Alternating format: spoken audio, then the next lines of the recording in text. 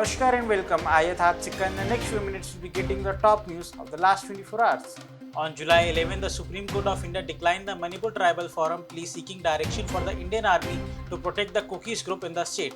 The Apex Court's three-judge bench comprising Chief Justice D.Y. Chandrachud, Justice P.S. Narasimha and Manoj Mishra heard the case and that in the 72 years of its existence, the Supreme Court has never issued direction to the Indian Army on how to conduct military security or rescue operations.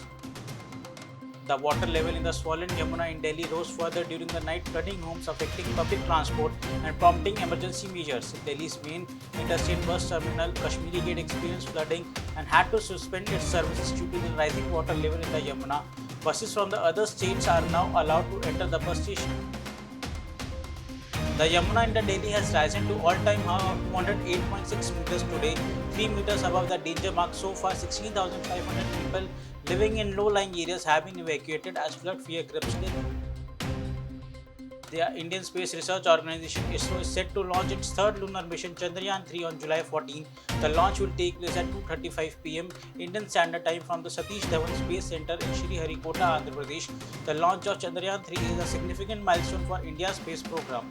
The mission will help India to learn about the moon and its history. It will also help India to develop new technologies from the future lunar mission. In a big development, the Union Cabinet on July 12 approved the amendments to the Mines and Minerals Development and Regulation Act 1957 that will pave the way for commercial mining of 6 critical minerals: lithium, beryllium, niobium, tantalum and titanium. It is to be noted that currently commercial mining of these critical minerals by private companies is prohibited. Only government agencies were allowed to exploration and mining operations. According to central government official, during the Modi's visit to France, India and France will allow discuss to launch of digital payment system unified payments interface in France. The UPI arrangement between India and France will be on the lines of the fast payment linkage that India recently launched in Singapore. Continuing their bull run, Indian stock indices touched fresh highs on July 13 morning, and in the process, the benchmark Sensex breached the 66,000 mark. Sensex and Nifty were about 1% higher at the time of writing this report. They were at 66,018 points and 19,562 points respectively. 37 among the Nifty 50 companies advanced this morning, with the rest in the red. TCS, Hindalco, LTM, Mindef, Infosys and Tech Mahindra were in the top gainers. Vijay Kumar Singh, BJP's Jahanabad district secretary, succumbed to injuries after he was lathicharged by Patna police as he, along with his supporters, were holding a Vidhan Sabha march in order to disperse the crowd. Patna police had used water cannon and baton to charge the protesters. Another BJP women were also killed during the protest. On July 13, the police recovered the dead bodies of the family members. The children were given poison where the couple hanged themselves. Bhupendra lived in the Bhopal's Ramit area in the Shiv Vihar colony. The man in the picture is identified as Bhupesh Vishwakarma, his wife Ritu and 2 children. Bhupendra took this picture before committing the suicide, quoting it as "our last family picture." The reason, as per the suicide notice, cybercrime. America-based electric vehicle maker Tesla is actively pursuing talks with the Indian government to establish a local factory. This strategic move aims to enable Tesla to manufacture EVs in India and offer them at a more affordable prices.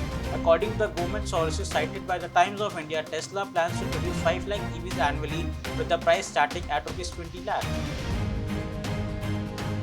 The Assam police on July 11 arrested the Sukur Ali Hailakandi under POCSO Act of raping a minor girl who innocent granddaughter in relation. 1 month ago, the rape accused Sukur Ali was absconding for long after a case of sexual offence against a minor child was registered against him. The elderly man was arrested under the POCSO Act following case number 136-23 of Hailakandi Sadar Police Station.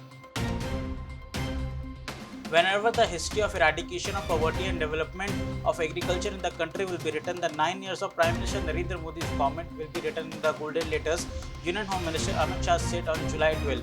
Amit Shah's statement came while addressing the 42nd Foundation Day function of NABARD here in the national capital.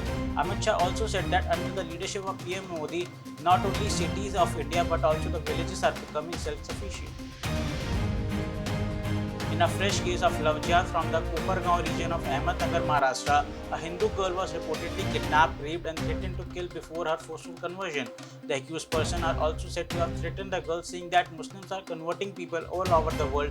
Nothing wrong can happen to us. We have strong connections, etc.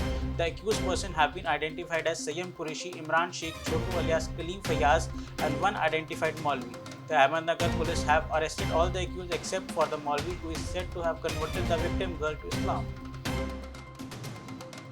The Chief Minister of Assam, Himanta Biswa Sarma, has once again reiterated his commitment to ban polygamy and informed that his government will soon bring the bill to State Assembly to ban the practice. The bill will be tabled after the expert committee from the purpose submitted its bill.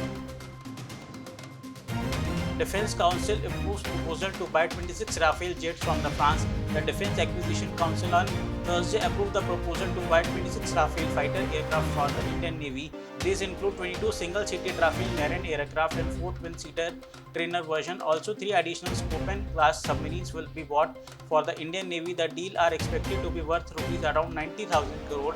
The deal is likely to be signed between India and France as Prime Minister Narendra Modi is on a visit to France. We will be back with news at 9 tomorrow. Till then, stay safe, stay healthy, and do not forget to like and share the video and subscribe to our channel.